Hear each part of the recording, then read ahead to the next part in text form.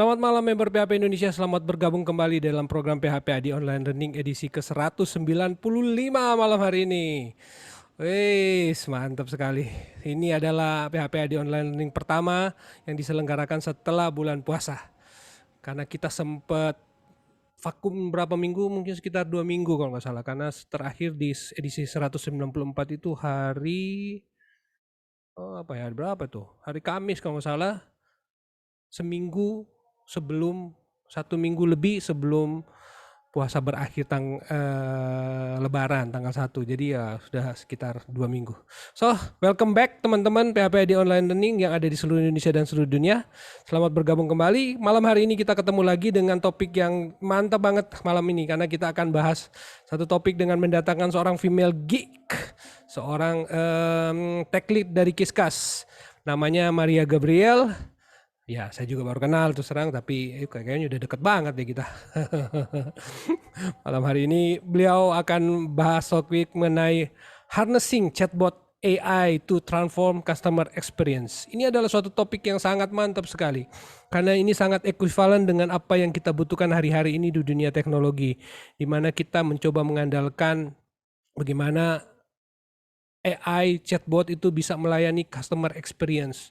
Kan susah ini, masalahnya ini robot nih, tapi mau melayani dengan customer experience yang benar-benar kayak manusia. Ini kan, wah ini suatu tantangan teknologi yang tidak mudah, tidak gampang, tapi asik dan menarik buat mereka yang tertarik dengan dunia ini. Kita akan ulik lebih banyak mengenai fitur ini dari Maria Gabriel, panggilannya Goy. So, stay tune. Kita akan dengarkan selama 45 menit dan di bagian kedua teman-teman boleh berpartisipasi. Wah, ini sudah ada 10 orang. Terima kasih teman-teman yang sudah gabung. Nanti teman-teman sampaikan kolom pertanyaan, semoga bisa dijawab sama Goy dan di bagian kedua nanti. Oke, PHP Adi Online Learning terselenggara berkat kerjasama PHP Indonesia dengan sponsor-sponsor dalam hal ini dari Niaga Hoster, Kodepolitan, Refactory, Kiskas, Sendit, dan Rumah Komunitas. Terima kasih untuk sponsor-sponsor yang terus mendukung program ini. Salam sehat selalu untuk semua CEO-nya yang ada di masing-masing company, seluruh staf dan karyawannya juga sehat-sehat. Alhamdulillah kita sudah melewati pandemik, semoga semua staf yang ada di sana terus semangat berjuang. Karena kita harus tetap berjuang meskipun pandemik. Dan kita going to next level di tahun 2022 ini. Harus naik tingkat. Kalau dulu cuma jadi programmer biasa-biasa yang mungkin cuma melayani ala kadarnya, sudah waktunya untuk teman-teman naik tingkat, untuk melayani customer, melayani customer teman-teman dengan cara yang lebih baik. So hari ini kita akan belajar topik baru, semoga ini bisa memberi pencerahan. Dan tanpa perlu menunggu lama, kita akan segera mulai PHP Adi Online Learning. Waktu dan tempat saya serahkan ke Maria Gabriel. Coba sebentar. Silakan. Aku share screen langsung aja ya. Boleh. Oke, halo semuanya. Kenalkan, nama aku Maria Gabriel. Seperti yang sudah dijelaskan sama Pak Witer tadi. Hari ini mungkin lebih ke cerita, diskusi juga mungkin. Karena saya juga masih belajar ya tentang harnessing chatbot AI to transform customer experience. Nah, mungkin bobotnya antara chatbot dengan customer experience yang akan dibahas mungkin akan sedikit banyak ngebahas konsep dari customer experience-nya dulu kali ya. Cuma nanti di akhir akan mungkin sedikit demo tentang ngebikin chatbot gitu. Nah, saya sendiri di Kiskas sebenarnya nggak ada pekerjaan atau task yang terkait machine learning. Di luar juga masih belajar dalam dalam konteks machine learning. Jadi topik yang nanti akan kita bahas itu mungkin nggak akan sedalam atau seteknis yang ngulik-ngulik machine learning banget. Jadi akan cocok untuk teman-teman yang background-nya mungkin bukan machine learning atau bahkan cocok juga untuk teman-teman dari non-tech gitu. Nah, langsung aja ya tentang customer experience. Yang pertama, otomatis kita objek pembicaranya adalah si consumer atau si customer ini sendiri. Dan tiap bisnis pasti punya nih segmen konsumernya masing-masing. Nah, cuma kalau kita lihat dari behaviornya atau kita sebagai manusia sendiri, keseharian kita tuh kayak gimana sih gitu. Dimana apalagi kita sekarang kan COVID ya, semuanya by online. Nah, bagaimana behavior yang baru itu terbentuk, bagaimana si consumer itu sekarang berkumpul atau bertemu. Nah, kalau dilihat dari data Reportal ini salah satu website yang mengumpulkan banyak statistik, baik itu secara global ataupun per negara. Nah, di sini aku ngambil data statistik untuk conversational habits yang ada di, aku lupa ini tahun berapa. Nah, cuma kurang lebih dalam 24 jam kita hidup, itu sekitar 8 jam kita habiskan untuk buka sosial media atau messaging gitu, dan itu 45% dari 8 jam ini. Dan di range umur 13 sampai 24 tahun, di muda remaja sampai young adult, itu kita membuka aplikasi ini 3,5 kali lebih banyak daripada umumnya. Nah, perilaku konsumer sendiri ketika mereka menerima chat atau di chat oleh si seller itu ada 3 kali kemungkinan si shopper ini atau si customer akan purchase barang dari si sellernya ini. Nah, kalau kita lihat dari habitnya sendiri, kita dekat sekali nih kehidupannya dengan conversation gitu. Sama secara online ya, karena 8 jam kita udah habiskannya itu lewat HP gitu. Nah, dari Facebook dan Boston Consulting Group, dua company besar ini melakukan survei terkait conversational commerce. Conversational commerce itu lebih ke interaksi antara penjual pembeli ketika proses jual beli gitu, yang dilakukan dengan conversation itu misalkan chat kayak gitu. Nah, survei ini dilakukan dengan responden orang Indonesia. Jadi behavior orang Indonesia 43%-nya itu ngobrol dulu nih sama si sellernya sebelum dia decide untuk belanja. Nah, sedangkan 94% dia akan lebih lebih yakin untuk ngebeli ketika si seller ini responsif dengan chatnya mereka gitu. Nah, sebenarnya apa aja sih yang si customer ini tanyakan atau obrolkan ketika mereka bercakap-cakap dengan si seller? Nah, 45%-nya mereka menanyakan informasi tentang produk terkait gitu. Nah, Kiska sendiri juga terkait konteksnya chatbot ya. Kita banyak melakukan custom dari request klien terkait chatbot. Mostly request yang masuk itu juga chatbot yang berupa informasi atau informatif gitu.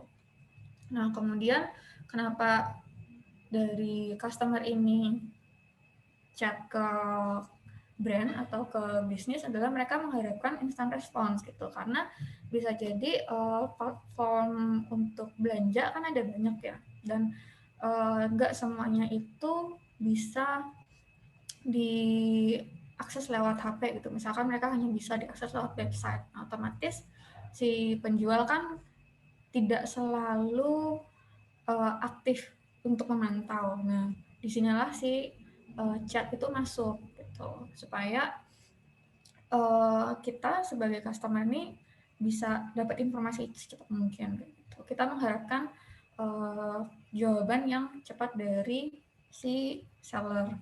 Kemudian lebih mudah juga buat customer itu untuk belanja. Nah, saya pernah coba untuk belanja nih lewat WhatsApp. Itu mungkin karena distraksinya lebih kecil ya kalau kita lihat lewat website itu kan tampilannya ada banyak, kita mungkin tertarik untuk beli yang A, B, C, D gitu. Malah akhirnya cuma masuk ke wishlist doang kan.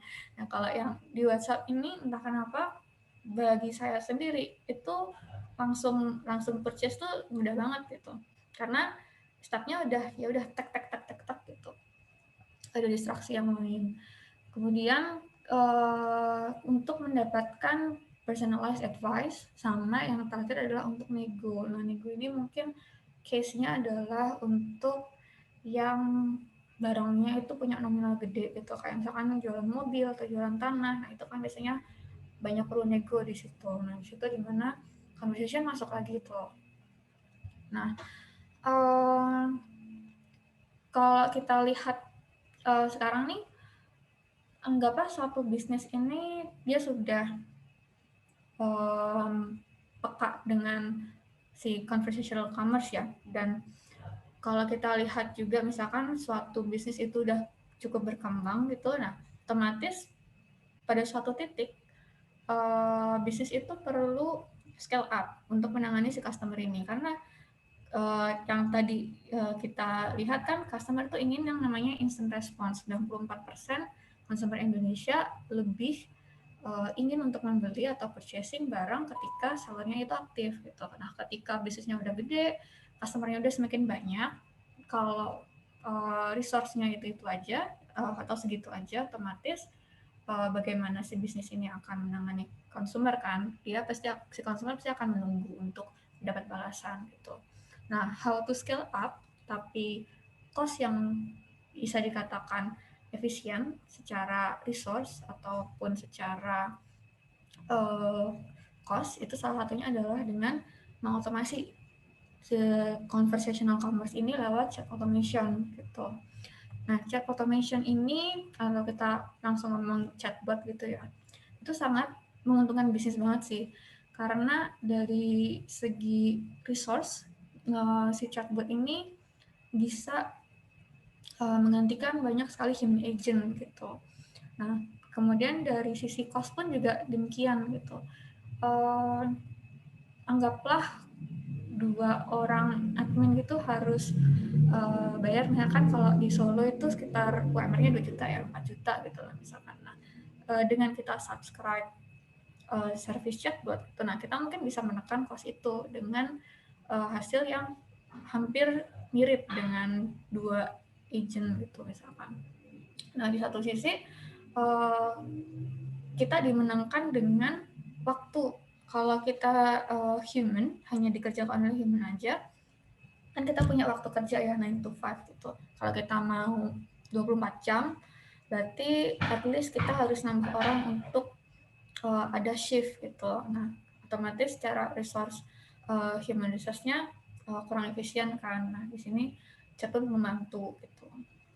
Kemudian nanti what if kalau misalnya ada pertanyaan, kalau ada chatbotnya udah masuk nih, nanti human-nya kerja apa dong gitu kan. Human-nya bisa kita alokasikan untuk task atau tugas-tugas yang lebih kompleks atau lebih strategik gitu. Jadi kita sendiri sebagai human juga harus ningkatin skill kita nih, biar kita nggak kegerus juga nih sama si chatbot gitu.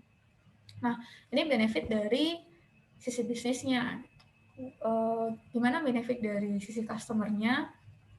Nah, kalau dari sisi customer-nya sendiri, dari apa yang sudah kita coba evaluasi dan kita coba terima dari banyak feedback, human touch itu tetap jadi primadona sekalipun ada chatbot gitu. Nah, karena human touch itu pasti akan lebih personal, jadi akan lebih ngena ke orang gitu. Jadi orang akan lebih misalnya kayak merasa lebih valuable ketika dia dihandle langsung oleh manusia gitu. Nah, karena kita inginnya balance ya, not feel human dan tidak full juga si chatbot. Jadi supaya dua sisinya paling nggak bisa saling menang nih, bisa balance gitu. Nah, makanya kita memilih atau kita menyebutnya kalau strategi yang menurut kami atau menurut saya juga bagus adalah dengan mengkolaborasikan keduanya gitu, supaya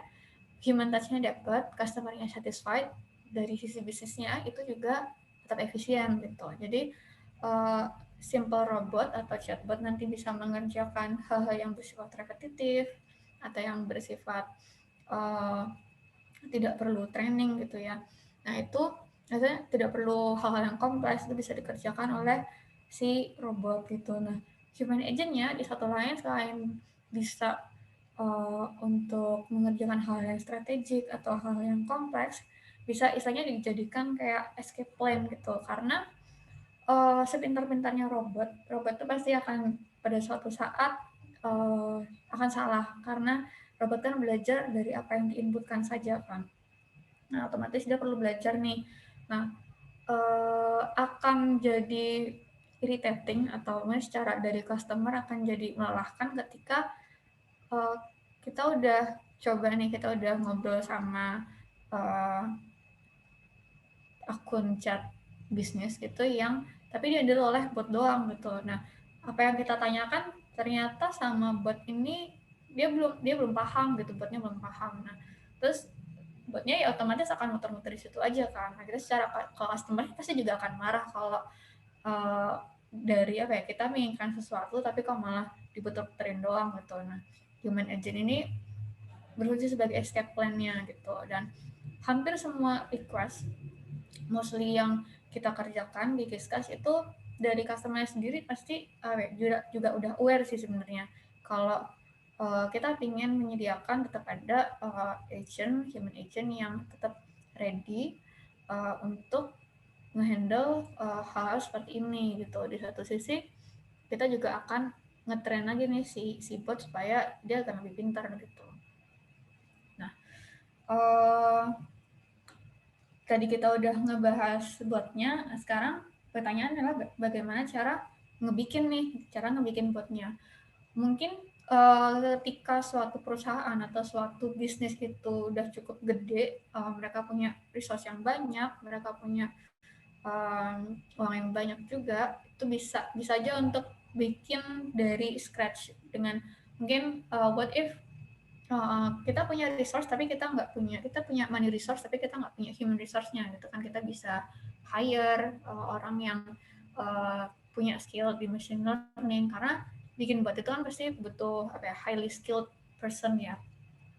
Nah, atau sekarang kalau ibaratnya aku punya usaha tapi belum gede-gede banget tapi juga nggak kecil-kecil banget gitu. Nah, di satu sisi aku pengen coba mengadopsi teknologi buat ini gitu, pengen dapat impactnya juga gitu. Nah, tapi untuk nge-hire itu takes time. Uh, ada apa ya, ada benefit dan ada drawbacksnya juga gitu. Kalau kita bikin dari scratch, kita bisa make something, kita bisa bikin sesuatu yang kompleks yang sesuai dengan apa yang kita mau, kita punya full control di situ, bisa kita scale, bisa kita extend dengan service ABC gitu. Tapi di satu sisi juga expensive karena kita harus maintain infrastrukturnya, kita harus punya tim untuk ngebikin botnya gitu, dan ngebikin apa ya, bot atau ngebikin suatu model machine learning itu pasti butuh waktu yang lama karena kita butuh data, kita butuh ada iterasi. Kalau misalkan modelnya kurang bagus nih, kita harus tune up gitu. Nah, sedangkan kalau sekarang tuh ada kita bisa mungkin alternatif lain adalah dengan third party gitu ya, dengan third party. Tapi di satu sisi third party juga kita nggak punya kontrol nih. Misalkan aku mau ada campaign atau aku mau bikin promo gitu, nah aku ada changes sedikit pun harus ngomong ke pihak third party-nya, kemudian harus nunggu lagi gitu. Jadi aku nggak bisa meluncurkan atau meriliskan promoku secepat mungkin gitu. Nah, sedangkan yang lain mungkin kita kejar-kejaran waktu nih kayak gitu. Nah, kalau gimana kalau kita bikin sendiri gitu. Nah, dalam dunia bot itu udah jauh berkembang banget. Sekarang udah banyak bot platform atau bot builder di mana kita untuk orang-orang yang mungkin baru mengenal machine learning atau orang yang bukan dengan background machine learning atau bahkan orang-orang non teknis, itu sekarang kita bisa loh bikin bot gitu dengan menggunakan si bot platform atau bot builder ini gitu. Karena emang gampang banget untuk dimengerti, bahkan ada yang kayak tinggal drag and drop gitu, segampang itu. Kita nggak perlu nge-manage infrastruktur, kita nggak perlu nge-manage, mungkin kita nggak perlu repot-repot hire orang gitu, karena bisa kita manage sendiri. Semua kontrolnya ada di kita mau ganti apapun, kita mau rilis apapun, itu bisa pada saat itu juga gitu. Dan pasti cost efficient, karena bentuknya subscription, kita hanya perlu membayar apa yang kita perlukan gitu. Cuma karena bot builder itu berarti kan tiap platform pasti punya pakemnya masing-masing ya. Jadi mungkin akan sedikit kesulitan nih untuk nge-custom satu sama lain gitu. Kita mungkin mau, kalau tadi kita bikin dari scratch itu kita bisa coba extend, kasih extension ke botnya ini untuk bisa nerima dari banyak channel chat yang lain gitu, mungkin bisa ya. Tapi kalau misalkan bot builder, tergantung nih si bot platformnya kayak gimana gitu. Nah, kalau dari Kiska sendiri, kami sendiri ini ya, karena saya dari R&D juga, dan saya yang istilahnya in charge juga, salah satu yang in charge tentang bot di Kiskas. Kita nggak punya machine learning programmer, kita nggak punya engineer machine learning gitu. Dan buat platform ini sangat membantu sih. Nah, cuman yang mau kita bikin adalah bagaimana kita bisa menggabungkan benefit dari buat platform dan ketika bikin scratch. Jadi kita bisa custom apapun yang kita mau di situ. Nah, salah satunya yang kita pakai itu adalah dari Dialogflow. Nah, mungkin agak demo sedikit ya tentang Dialogflow. Dialogflow ini adalah salah satu bot platform. Layarku udah ganti belum ya ke layarnya Dialogflow? Semoga udah ya. Nanti kalau ada sesuatu langsung dikabarin aja. Dialogflow ini salah satu platform yang disediakan oleh Google, bot builder. Kita bisa bikin bot dengan sangat mudah di sini. Dari Google sendiri menyediakan banyak plan. Nah, di sini yang kita pakai free ini. Kalau dari Dialogflow dia tidak kasih limit waktu ya, tapi dia kasih limit free-nya itu berupa ada kuota per menitnya gitu. Nah, kalau kita lihat di sini, waktu pertama kali buka dari Dialogflow itu udah ada di sini 2 intent. Nah, kita di sini akan coba bikin mungkin buat sederhana aja ya, buat sederhana kayak ini kita free flow aja sih. Kita bikin mungkin buat pesan bakso gitu ya. Nah, sekilas tentang intent. Nah, di sini by default Dialogflow akan menyediakan 2 intent, yaitu welcome dan fallback. Nah, intent ini apa? Intent ini istilahnya apa yang akan kita lakukan gitu. Misalkan di sini welcome. Nah, berarti ini di intent ini kita akan memberikan salam kepada customer gitu. Nah, ada banyak komponen di Dialogflow. Dialogflow menyediakan fitur-fitur yang cukup advance, tapi kita sebenarnya nggak perlu untuk paham se-advance itu sih. Yang di sini kita perlu cari tahu banget itu adalah namanya training phase sama responses. Nah, training phase ini berisi kira-kira apa aja sih yang user itu akan chat ke kita gitu. Kalau misalkan pembuka ya biasanya kan seputar halo, salam, selamat pagi, selamat siang kayak gitu. Nah, responnya kita mau kasih apa nih, halo yang ada di sana gitu ya. Nah, di Dialogflow sendiri yang menurutku menarik adalah ketika kita ada changes atau ada tambahan sesuatu, itu bisa langsung apply gitu. Jadi kalau misalkan kayak tadi di sini kan Kalau kita lihat di panel kanan ini, ada respon yang tadi udah saya coba ya, selamat malam, halo temanku gitu. Nah, kalau di sini aku tadi kan habis melakukan perubahan ya, jadi halo yang ada di sana kita kasih lagi di sini selamat malam. Nah, dia udah otomatis nih keganti gitu.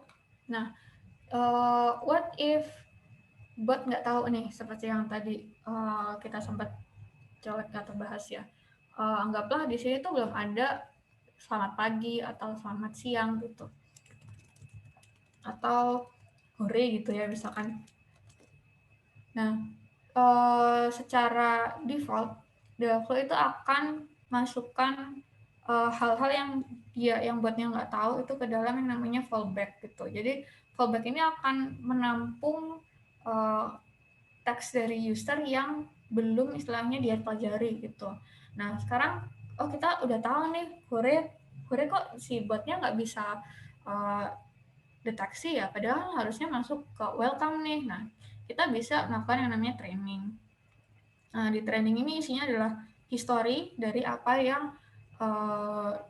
teks masuk. Nah, di sini tadi udah masuk nih hore. Nah, kalau dia masuk ke fallback atau si bot ini nggak bisa mendeteksi, dia nggak akan ada nama intentnya di sini. Nah, kalau kita mau ngetrain, kita pilih hore ini harusnya masuk ke dalam intent welcome. Nah, ketika di approve, nah, si Dialogflow itu by default dia akan melakukan trainingnya secara otomatis. Jadi kita kayak tinggal menunggu aja, nanti trainingnya selesai. Tapi kita juga bisa melakukan trainingnya secara manual. Di sini kalau di setting, kita lihat di train, nah nanti dia akan menjalankan trainingnya gitu. Di zoom in sedikit biar lebih besar teksnya. Oke, udah kelihatan ya? Perfect. Ini trainingnya udah complete. Nah, sekarang kita coba ya. Tadi kan hore botnya nggak bisa deteksi nih. Sekarang kalau kita pakai hore lagi, nah sekarang udah bisa deteksi gitu. Nah, kemudian mungkin kita bikin yang agak lengkapnya kali ya. Nah, kita di sini create intent. Tadi kita mau bikin ini ya, beli bakso ya. Mungkin pertama ketika mau beli bakso, aku sebagai penjual beli bakso pakai bot, wow sangat keren sekali ya. Kita pingin user itu bisa melihat menunya gitu. Nah, terus di sini training phrase-nya kita arahkan misalkan usernya ketik menu gitu. Nah, direspon baru kita kasih nih menunya, misalkan 1 bakso, 2 es teh gitu ya.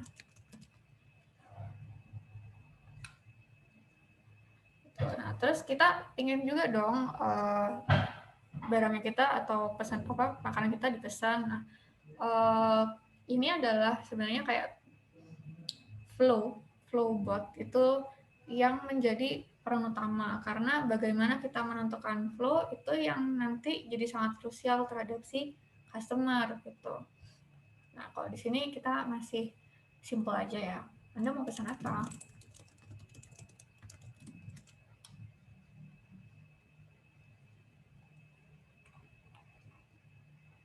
Nah, maka ketika kita ketik menu di sini, nah dia udah keluar nih 1 bakso, 2 es teh. Nah, kalau kita jawab 1, otomatis nggak bisa dong, karena kita belum bikin flow selanjutnya. Nah, sekarang kita bikin flow selanjutnya ya. Tadi memesan, nah apa yang membedakan create intent di sini dan follow up intent di sini? Nah, kalau follow up intent itu lebih kayak terarah sih. Jadi istilahnya kita nge-scooping nih, kita nge-scoop, kalau kita udah masuk ke menu ya udah nanti nggak akan bleber ke yang lain-lain gitu istilahnya. Kita di sini pilih yang custom. Mungkin namanya di sini pesan gitu ya.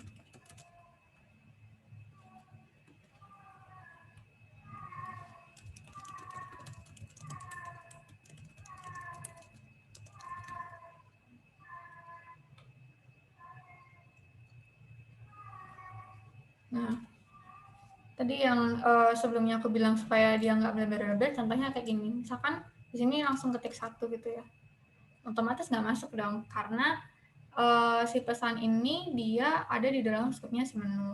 Nah, otomatis ketika kita istilahnya apa ya, menjaga supaya user itu arahnya nggak kemana-mana gitu. Nah, kita sebenarnya bisa juga sih kalau flow bot itu secara general bisa kita badikan jadi dua ya gitu. Kalau ini yang bentuknya 1, 2 ini adalah bentuk buat yang menu gitu. Tapi kita bisa juga bikin yang dia conversational, free gitu. Jadi nggak harus kayak, oh kalau aku mau pesan arahin, kita nggak pingin ngarahin user banget nih. Nah itu akan lebih cocok ketika kita pakai uh, flow-nya adalah yang bentuk free flow conversational kayak gitu.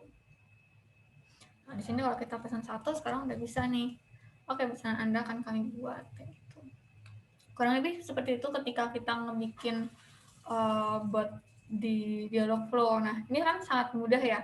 Cuma sekarang yang jadi pertanyaan adalah, kan ini baru bisa diakses dari webnya nih, sedangkan kita kan pingin bot ini bisa untuk diakses dari banyak messaging channelnya kita gitu. Nah, bawaannya dari Dialogflow sendiri sebenarnya udah ada beberapa service atau aplikasi yang bisa kita pasang di sini. Contohnya di sini ada Telegram. Kalau kita punya buat Telegram, kita tinggal masukin aja tokennya di sini. Nah, cuma terbatas ya tadi yang aku bilang di benefit dan drawbacks-nya dari bot builder adalah kita susah nih nge-custom gitu. Nah, bagaimana kita mau nge-custom ini gitu. Kalau sedikit ngobrol tentang Robolabs. Robolabs ini adalah satu produknya Kiskas. Nah, kita nge-custom Dialogflow supaya si Dialogflow ini bisa extensible. Kita bisa pasang dia ke banyak channel gitu. Kalau di sini otomatis ya channel-channel yang si Kiskas ini support kayak gitu. Di salah satunya adalah WhatsApp, karena WhatsApp itu di Indonesia kan gede banget ya. Nah, jadi sebenarnya ketika banyak request masuk tuh banyak yang condong ke WhatsApp sih, banyak yang memprioritaskan ke WhatsApp gitu. Makanya kita di sini custom dialog flow-nya supaya bisa connect dengan si WhatsApp. Nah, contohnya kayak gini ketika, waduh, bisa nggak nih? Nah, ini salah satu botnya Kiskas. Kita coba say hi di sini ya.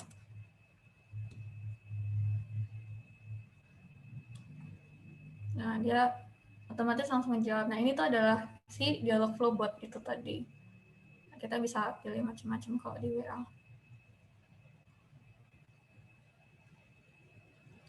Gitu. Nah, kurang lebih ini sih demo terkait chatbot. Nggak apa namanya, nggak banyak kita belajar hari ini, tapi semoga membantu juga. Di satu sisi mungkin teman-teman di sini ada yang bukan dari background machine learning atau dari pemilik bisnis yang ingin mencoba untuk mengadaptasi teknologi bot, tapi merasa kayak, oh bot itu kok kayaknya susah ya atau terlalu mewah untuk diimplementasikan. Ternyata sekarang kemudahan teknologi itu udah ada gitu, kita bisa membuat bot itu semudah itu, semurah itu juga gitu. Semoga bermanfaat buat teman-teman semua sih. Gitu. Sekian.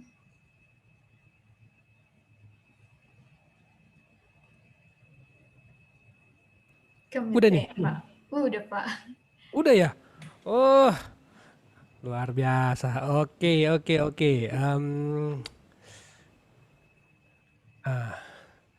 Sebentar. Oh, menarik banget tuh Apa tadi Robolabs ya? Robolabs. Iya harusnya lebih digali lebih dalam tuh Robolabs tuh. Karena saya penasaran juga. Saya terus terang pernah pakai Dialogflow. Jadi Oh, so far sih saya agak paham Dialogflow kayak gimana. Tapi memang waktu itu callback-nya itu langsung ke sistem di backend di server saya. Tapi kelihatannya Kiskas memprovide fit dashboard baru yang untuk menerima callback dari Dialogflow ya, begitu ya? Iya, nah kalau dari Kiska sendiri sebenarnya kita tetap retain nih dari Dialogflow tuh kan kita bisa extend lagi nih. Misalkan aku punya service sendiri atau anggaplah bisnisnya kayak JNE gitu ya, logistik. Nah, aku harus nge-get data kode pos nih dengan API itu misalkan. Oke. Jangan dijawab dulu. Nanti bagian kedua. Kita mau break Jangan dulu. dulu. Oke. Pokoknya saya sudah penasaran aja. Oke, Oke. teman-teman, saya menantikan pertanyaan teman-teman karena menarik ternyata ada produk RoboLabs itu. Saya mau ulik-ulik lebih dalam karena tadi kayaknya Goy nggak menjelaskan lebih dalam. Nah, kita akan break sebentar. Goy akan istirahat turun minum karena ada beberapa pesan yang akan lewat. PHP ID Online Learning terselenggara berkat kerjasama PHP Indonesia dengan sponsor-sponsor dari Niaga Hoster, Kodepolitan, Refactory, Kiskas, Sendit, dan Rumah Komunitas. Dan dari Niaga Hoster adalah perusahaan penyedia layanan web hosting yang berdiri sejak 2013 dengan misi membantu jutaan orang di Indonesia untuk memaksimalkan potensi internet dengan memberikan mereka alat untuk belajar dan berkembang. Jangan ragu memilih hosting Niaga Hoster karena Niaga Hoster menggunakan data center tier 4 untuk memastikan data kamu aman dan mudah diakses. Dari Sendit adalah perusahaan fintech Indonesia yang menyediakan infrastruktur pembayaran untuk Indonesia. Sendit memproses pembayaran, membantu marketplace, menyederhanakan pembayaran, mengirimkan pembayaran, pinjaman dan mendeteksi penipuan dan membantu bisnis bertumbuh secara eksponen. Kami melayani dengan menyediakan API kelas dunia antarmuka dengan dashboard yang memudahkan proses. Feeling saya ini kayaknya bisa diintegrasikan ya dengan Kiskas. Jadi ngobrolnya via Kiskas, diintegrasikannya ke Sendit untuk melakukan pembayaran. Ciamik. Dan bingung balesin DM dan komen Instagram bisnismu yang terus membludak? Mau bales chat pelanggan dengan cepat tapi nggak standby di Instagram? Mau lihat semua pesan dari banyak akun Instagram lewat satu dashboard yang sama? Kiskas bisa! Tinggalin cara lama berkomunikasi dengan pelangganmu di Instagram. Bersama Kiskas, masuki era baru dengan Messenger API for Instagram. Lewat fitur Auto Assign Agent dari Kiskas, pesan masuk akan didistribusikan secara otomatis dalam jumlah yang sama rata. Balas pesan dari berbagai saluran jadi lebih cepat dan pengelolaan data ke pelanggan bisa lebih efektif dan efisien. Di Kiskas, semua data bisa kamu dapetin secara real time dan akurat. Dengan Messenger API for Instagram dan Kiskas Multi-Channel Chat, semua pasti bisa. Mau coba? Ada free trial-nya loh. ada free trial. Mantap. Oke, dari Kodepolitan. Kodepolitan adalah platform belajar pemrograman secara online berbahasa Indonesia yang dikembangkan khusus untuk membantu generasi muda belajar dan berlatih pemrograman agar kompetitif di era industri 4.0. Refactory adalah perusahaan teknologi informasi yang berkomitmen untuk memberdayakan masyarakat dengan mengenalkan mereka terhadap dunia pemrograman. Karena Indonesia adalah negeri besar dengan potensi sumber daya digital yang dapat berkontribusi dalam transformasi digital dunia. Oke, mereka sekarang lagi buka program Institusi Probation. Teman-teman tunggu informasinya besok hari. Dan dari Rumah Komunitas. Rumah Komunitas sebagai pelopor merchandise inovatif di Indonesia menyediakan custom pakaian sesuai keinginan, berkualitas dan tanpa minimum order. Oke, itu pesan sponsor kita dan kita akan masuk ke tanya jawab. Oke, tadi sudah sampai di mana nih penjelasan kita ulang deh. Jadi saya penasaran nih cara kerjanya si RoboLabs nih, karena setahu saya dulu waktu itu saya di kantor yang sebelumnya memang mengembangkan chatbot juga, tetapi cara kerjanya adalah dari Dialogflow. Ketika mereka ngetik intentnya, kalau intent-intentnya yang ketemu ini ngomongin nanyain harga, nanyain produk atau nanyain apa, itu pasti saya lempar ke API-nya saya, ke callback. Jadi dia akan callback ke API saya, dari callback dia kasih tahu produk ini harganya berapa, ini balik, nah masuk ke chatbot ke Telegram, waktu itu cuma Telegram aja. Nah, kalau yang RoboLabs itu gimana cara kerjanya? Kurang lebih sama sih sebenarnya, Pak. Dari Dialogflow itu tadi kan ada ini ya udah punya fitur namanya fulfillment. Nah, fulfillment ini yang bisa kita integrasikan dengan service-service lain gitu. Entah kita mau ngambil API, kita mau ngecek ke database gitu, itu kita bisa pakai itu. Nah, Robolive itu tetap mempertahankan itu. Jadi ketika user atau klien yang mungkin udah cukup advance atau permintaannya cukup custom gitu harus A dan BCD gitu, dari kita kayak yang tadi Pak Peter bilang, itu akan masuknya ke server sih, bukan ke Dialogflow-nya gitu. Nah, tapi di sisi lain, mungkin aku share screen lagi gitu kayak nggak apa-apa ya, Pak? Oh, boleh. Udah kelihatan ya? Hmm. Nah, di sini kita external sistemnya kita bikin ada 2 karena kita mau custom kan. Si Dialogflow ini dengan cara yang tadi kan dia butuh resource baru gitu. Dia butuh server untuk menampung atau melakukan si pemanggilan API atau checking database ini untuk menghandle callbacks-nya lah. Nah, kita ingin untuk nge-reduce cost itu gitu. Nah, dengan kita bikin namanya custom API di sini. Nah, contohnya dengan casting API ini, ketika ada matching suatu intent, bentar. Nah, di sini ada intent, misalkan ada intent greetings, ada intent fallback. Nah, kita ingin si intent ini dia langsung hit API gitu. Jadi kita nggak perlu sediakan satu server lagi untuk handle callback-nya gitu. Dia udah di-handle sama si Robolive itu sendiri. Nah, kita tinggal define nih untuk kita nge-hit API itu, misalkan kalau misalkan pakai API, di sini baru API ya. Yang dibutuhkan tuh apa aja sih? Dia butuh authorization mungkin di sini, atau dia butuh ada parameter, dia butuh body-nya apa.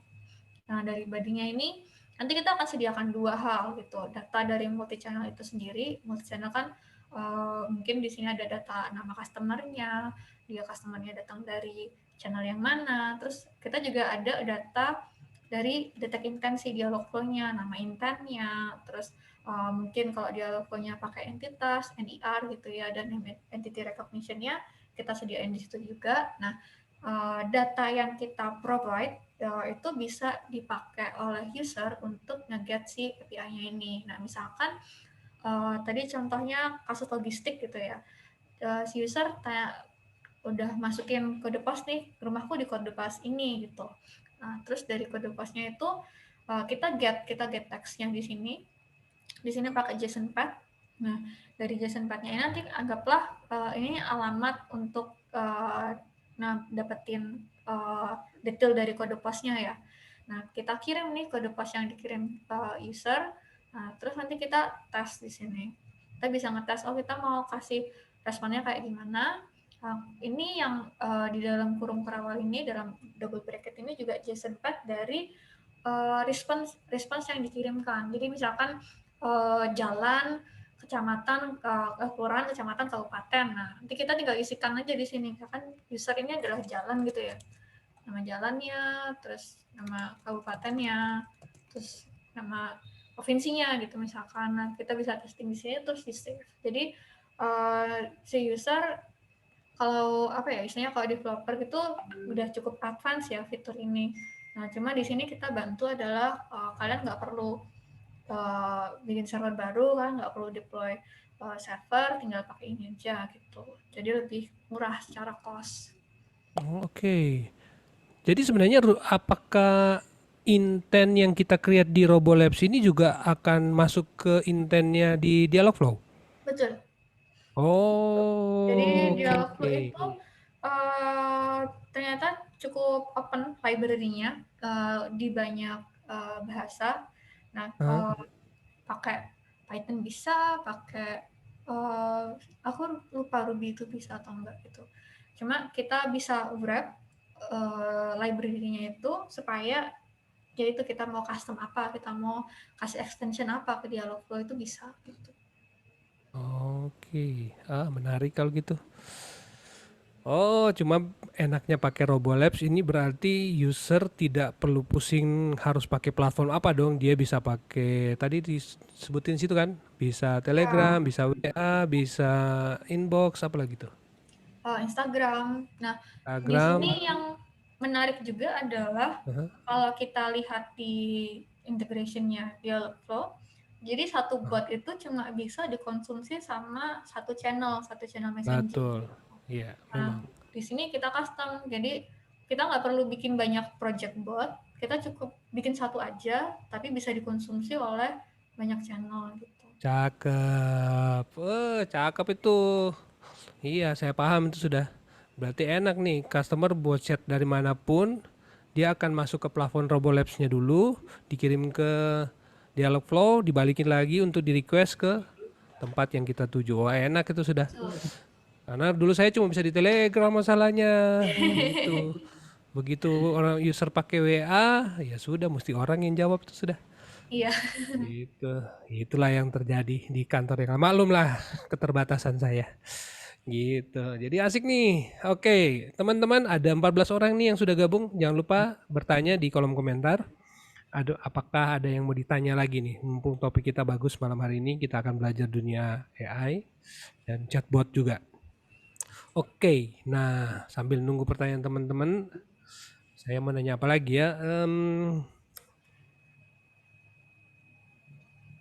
Cost. Nah, biayanya gimana sih cara ngitungnya kalau di Kiskas ngitungnya? Per platform kah, apa ke per user kah, atau per message kah, atau gimana hitungnya? Oh enggak, itu udah kayak subscription gitu sih. Jadi kayak udah totalan semua gitu. Oh, Jadi bayar nggak satu ada untuk semua kayak platform gitu ya? yes. Ya. Ya udah nanti teman-teman tanyalah ke customernya. Soalnya kita ngomongin duit sebenarnya di sini. Kita ngomongin teknologinya aja. Oke,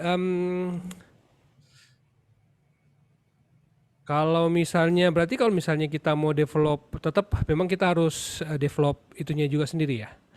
Kalau misalnya tadi kan juga di sponsornya PHP Audio Online Learning kan ada online payment gitu ya. Berarti secara prinsip juga bisa diintegrasikan kan. Misalnya kalau mereka juga mau melakukan pembayaran ke platform payment gateway gitu kan via chatbot kan.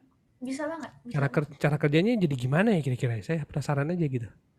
Nah nanti tergantung dari flow-nya juga sih. Kalau dari payment gateway-nya sendiri, cara implementasinya kayak gimana gitu? Apakah modalnya mungkin SDK? Kalau SDK otomatis kita harus implementasi sendiri kan, kita nggak bisa pakai API gitu. Nah kalau misalkan ternyata bisa lewat API aja gitu, nah kita bisa pakai yang tadi yang custom API itu. Oke, dalam banyak kasus use case yang terbaik untuk penggunaan chatbot untuk perusahaan-perusahaan seperti apa ya? Kalau mungkin gue cukup tahu. Nah di sini yang menarik adalah paradigma chatbot sebelumnya tuh kayak susah sekali gitu kan untuk dikembangkan gitu. Nah, tapi ternyata ketika terjun langsung dari kebutuhan user, ternyata nggak perlu apa ya, user itu butuh bot, tapi kita bikin yang simple atau kita bikin yang sederhana kayak menu 1, 2, 3 itu sebenarnya udah sangat menyelesaikan permasalahan mereka gitu. Jadi kadang-kadang kita mikirnya, oh harus kayak gini, harus harus kayak gitu, harus kayak gini gitu kan. Terlihatnya sangat ini sekali ya, kayak berat sekali untuk diimplementasikan gitu. Ternyata ketika kita coba breakdown lagi sampai ke bagian yang paling kecil, oh sesederhana ini tuh cukup gitu. Nah, untuk bisnisnya sendiri sebenarnya macam-macam sih. Hampir semua bisnis itu bisa diimplementasikan gitu. Nah, mungkin lebih ke antara bisnis yang dia udah mulai scale up kali ya, yang dia udah mulai gede, dia udah mulai istilahnya kewalahan untuk menghandle customer-customernya gitu. Nah, itu tetap biasanya udah bisa sih kita mulai mengadopsi si chatbot ini gitu. Kalau misalkan dirasa terlalu kecil gitu kan mungkin cost-nya jadinya agak berimbang gitu ya antara human dengan chatbot gitu. Nah mungkin kalau udah mulai kayak customer-nya banyak banget gitu, kayak udah mulai ada yang tunggu-tungguan nih, nah itu bisa gitu. Atau mungkin bisnis yang dia butuh terintegrasi dengan banyak pihak gitu. Misalkan dengan integrasi banyak pihak itu kalau dengan orang semakin tinggi mungkin ya human error-nya. Nah, itu kita serahkan aja gitu ke mesin, gitu juga bisa. Oke. Nah tadi di promo di waktu break tadi saya nggak perhatiin. Apakah integrasinya juga bisa dilakukan dengan ke chat yang masuk via marketplace? Bisa.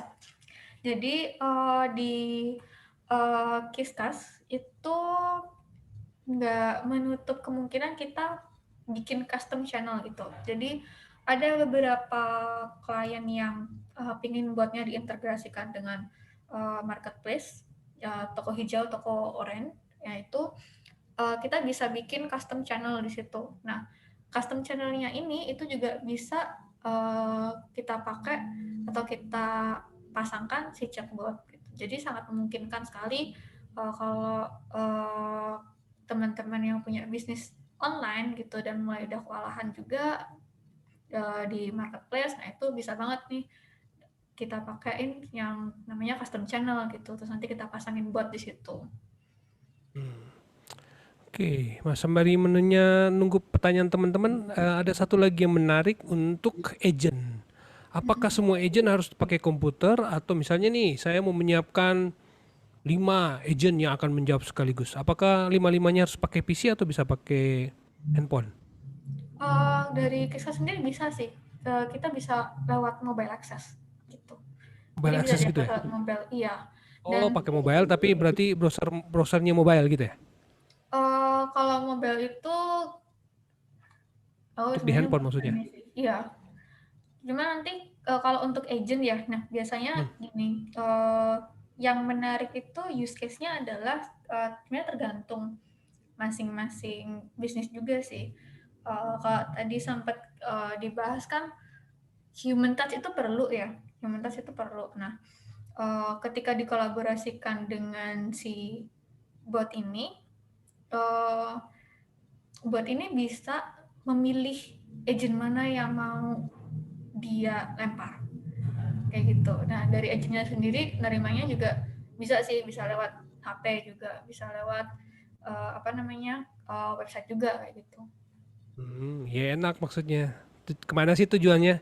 Maksud saya kalau saya jadi agent di Kiskas kan berarti saya bisa dari rumah aja gitu sambil tidur-tiduran jawab customer gitu kan. Yang penting ditangani dulu sama si bot gitu, bot dulu yang jawab-jawab yang umum. Oh ini si user udah mencet menu other, berarti ini sudah mesti manusia yang jawab gitu ya. Nah Ya berarti gitu. Bisa dikombain kan maksudnya antara mesin sama manusia kan? bisa, Bisa. terutama kalau case yang tadi ya kayak botnya kebetulan pas lagi nggak tahu nih konteksnya apa dan bingung harus jawab apa gitu. Tapi kan kita sebagai customer yang mau aku tanyakan ya A gitu, nggak mungkin dari A terus tiba-tiba kita tanya ke Z. Terus kita akan tetap tanya A terus kan.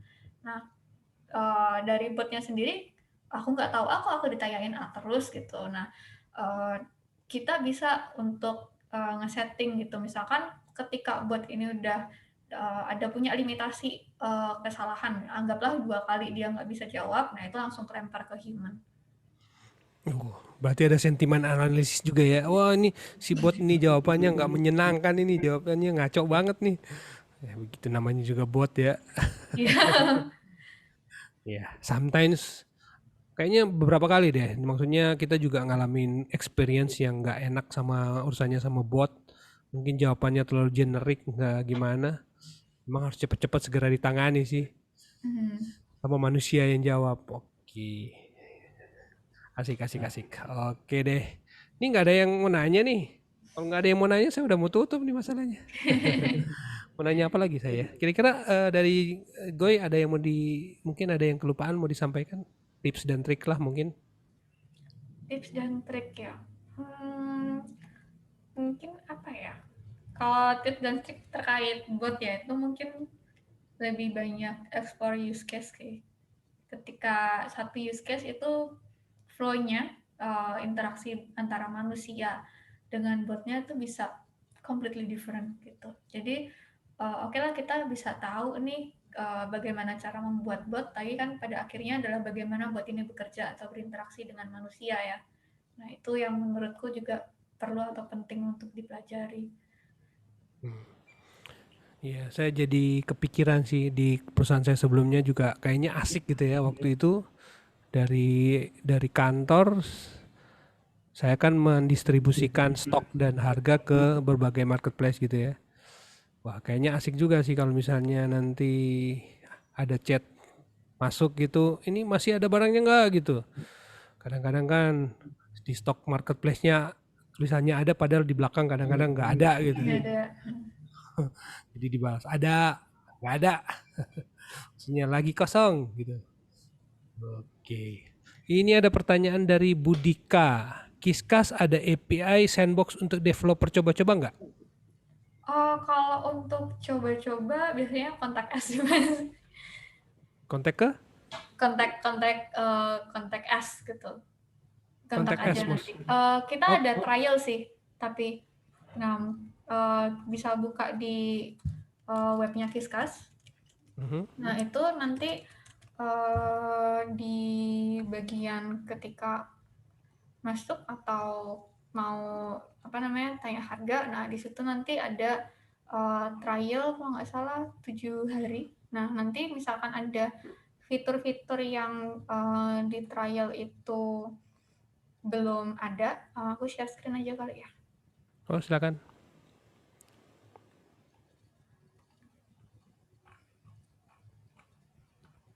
Nah ini silahkan buka ke ini Kiskas pricing di harga. Nah nanti di bawah ini ada free trial. Nah nanti ada basic feature. Nah kalau misalkan ternyata dari trial ini ada 14 hari ya, 14 hari itu ada fitur-fitur yang dirasa pengen dicoba tapi nggak input di plan trialnya, nanti tinggal hubungi tim kami aja gitu. Oke. Wah banyak fiturnya. Oke teman-teman yang mau selidik lebih banyak silakan ke kiskas.com ya. .co ya? Apa .com? .com. Kiskas.com ya. Oke, karena nggak ada yang nanya ini kita akan akhiri ini PHP Online Learning pada saat ini. Mungkin kita akan masuk ke bagian kesimpulan. Kita akan simpulkan mungkin Mbak Goy mau simpulkan apa yang sudah kita bahas mengenai topik yang sudah kita bahas hari ini. Silakan.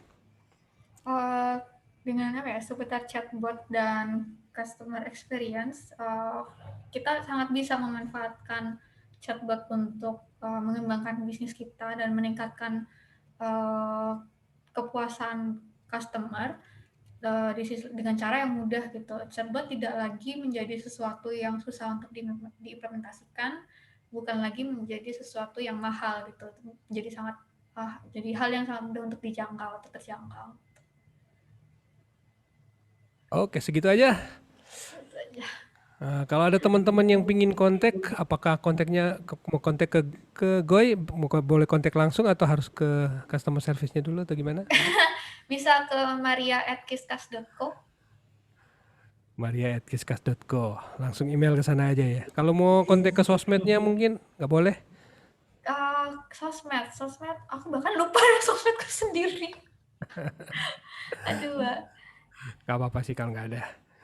Ya udah nanti teman-teman kalau mau kepoin email aja dulu ke maria@kiskas.co. Nah, gitu aja paling. Oke deh. Sip, mantap. Terima kasih Maria untuk Goy untuk sharing kita pada malam hari ini. Asik banget topiknya. Semoga ini bisa menginspirasi teman-teman untuk menggali lebih dalam potensi di seputar dunia chatbot. Karena ini fitur yang asik buat dicoba-coba. Orang developer pasti penasaran banget pingin coba-coba nih. Kita coba-cobain fitur punya chatbot punyanya Kiskas. Oke, dengan demikian berakhir sudah PHP di Online Learning. Dan sebagai pengumuman teman-teman, kita akan ketemu hari Selasa depan dengan topik yang baru lagi dari lingkungan AWS. Kita akan belajar monitoring web in EC2 using AWS OpenSearch bersama dengan Mas Arya Widikdo, DevOps Engineer dari Kiteworks. Kita akan ketemu hari Selasa depan masih di tempat yang sama di PHP di Online Learning dan jam 7 malam. Terus ada ucapan terima kasih seperti biasa ke Om Irfan dan Carikbot aka Om Luri Damawan. Terima kasih untuk Om Irfan dan Om Luri yang terus mendukung program ini sehingga terlaksana dengan baik. Teman-teman yang mau mengakses pembelajaran PHP AD Online Learning dari edisi 1 sampai dengan 195 malam hari ini bisa berkunjung ke learning.byphp.id atau follow Carikbot di Telegram, ketik PHP AD Learning, chatbot dan sebagainya, atau juga teman-teman yang ingin menonton ulang semua seri pembelajaran PHP AD Online Learning edisi 100 ke atas, teman-teman bisa berkunjung ke channel Tekno bareng Peter di YouTube karena semua video-video PHP ID Online Learning di-upload ke sana, termasuk video kita pada malam hari ini. So, terima kasih untuk teman-teman yang sudah bergabung malam hari ini, yang masih tetap setia. Kita akan ketemu Selasa depan, dan PHP ID Online Learning terselenggara berkat kerjasama juga dari teman-teman yang suka berdonasi. Teman-teman yang mau berdonasi, silakan berkunjung ke s.byphp.id/donasi. Di traktir.id teman-teman bisa menggunakan e-wallet teman-teman untuk menyumbang, berdonasi buat PHP ID Online Learning. Oke, dengan demikian berakhir sudah PHP ID Online Learning kita malam hari ini. Terima kasih untuk teman-teman yang sudah bergabung. Terima kasih untuk Goy yang sudah berpartisipasi. Thank you ya. Sukses selalu. Semoga tetap semangat. Kita terus berjuang di tengah pandemik. Dan kita akan going to next level tahun 2020. Oke, see you. Bye.